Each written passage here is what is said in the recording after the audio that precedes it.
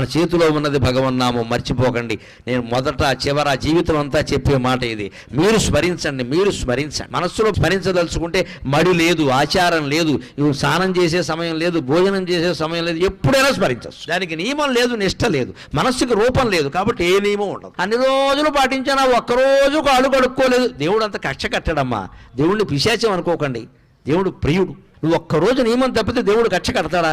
అలా అయితే దేవుడు అవుతాడా? అంతగా మనకు బాధ అనిపించింది అనుకో, అమ్మా ఏదో పొరపాటు చేశానమ్మా అని అమ్మవారి దగ్గర చెబితే క్షమించదా? ఆవిడ తల్లి అండి. భగవంతుడి దగ్గర భయం ఉండకూడదు, ఎప్పుడు హాయిగా చనువు ఉండాలి, ఒళ్ళో కూర్చునేలా ఉండాలి. గద, శంఖం, చక్రం, ఈ ఆయుధాలన్నీ వెనకాల వచ్చాయంటే నువ్వు నారాయణాయ నమః, ఓం నమో నారాయణాయ, ఓం నమః శివాయ, శ్రీమాత్రే నమః ఇలా ఏదో ఒకటి చెప్పిస్తూ ఉంటే సర్వాయుధాలు త్రిశూలం సహా నీ వెనకాల తిరుగుతూ ఉంటాయి. నీ జోలికి ఎవ్వడు రాడు, నీ ఇంటి జోలికి ఎవ్వడు రాడు, నీ భార్యా పిల్లల జోలికి ఎవ్వడు రాడు. వస్తే మటాష్ తిరుగు